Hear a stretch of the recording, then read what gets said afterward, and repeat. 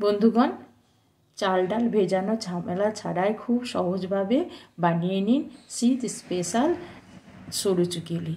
আর তৈরি করা ভীষণ সহজ। আর এই জন্য আমি প্রথমে একটা বাটি নিয়েছি, বাটির মধ্যে দিয়ে দেব 1 কাপ চালের গুঁড়ো আর দিয়ে দেব 2 চামচ ময়দা। ময়দাটা দেওয়ার পর আমি এখানে দেব স্বাদ মতো লবণ আর দিয়ে দেব আমি 2 চামচ কোকোনাট পাউডার। এবার আমি সমস্ত উপকরণগুলোকে ভালো করে মিশিয়ে নেব। সমস্ত উপকরণগুলো আমার মেশানো হয়ে গেছে। এবার আমি হালকা গরম জল নিয়েছি হাফ কাপ।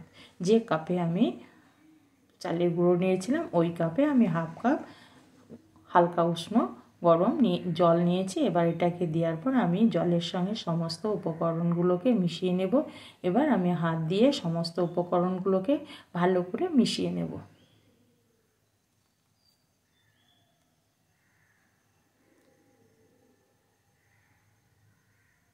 আমার ভালো করে মেশানো হয়ে গেছে।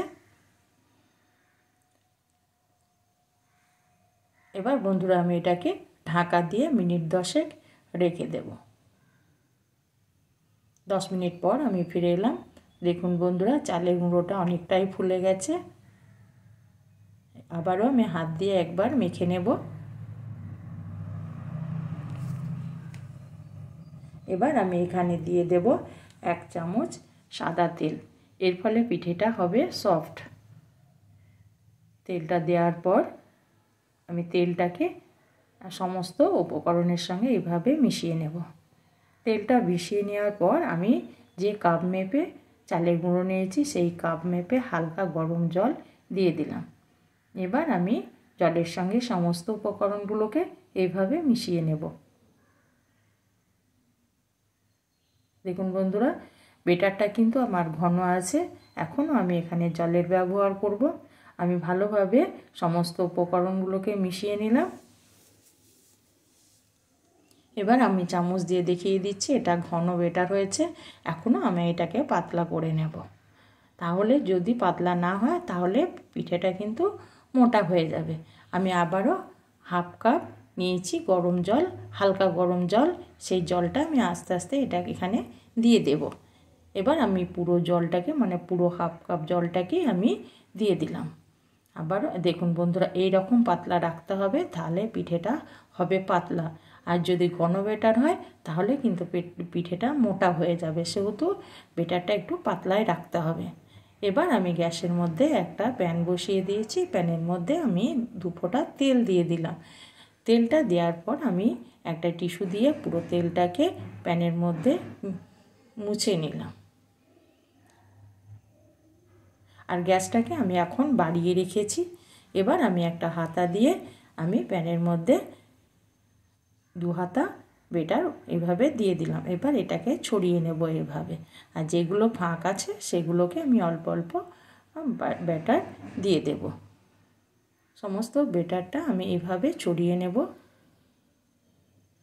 এবার এটাকে ঢাকা দিয়ে আমি 5-6 সেকেন্ড রান্না করে নেব হাই হিটে। গ্যাসটা বাড়িয়ে আমি 6 সেকেন্ডের পর আমি ফিরে এলাম। দেখুন বন্ধুরা, আমি এবার খুন্তি দিয়ে এটাকে উল্টিয়ে নেব। দেখুন কত সুন্দর উঠে যাচ্ছে, কোনো তলে ধরে যাচ্ছে না। এখন আমার গ্যাসটা বাড়ানোই আছে। আবারও আমি এপিট ওপিট করে এটাকে একটু সেঁকে নেব বা ভেজে নেব।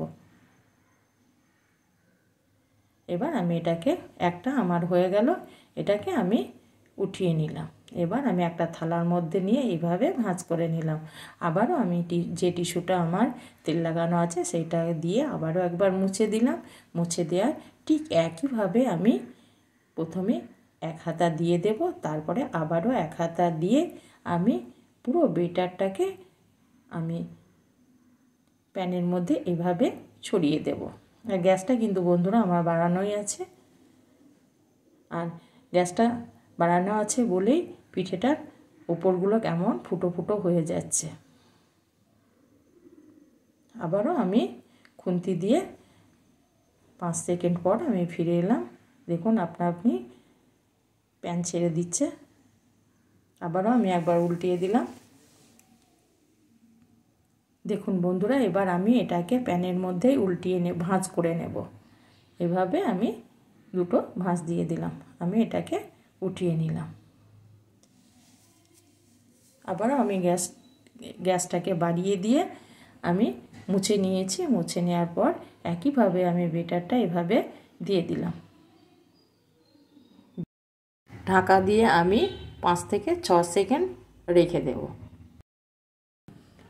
5 সেকেন্ড পর আমি ফিরে এলাম। একইভাবে আমি এটাকেও উল্টিয়ে দেব।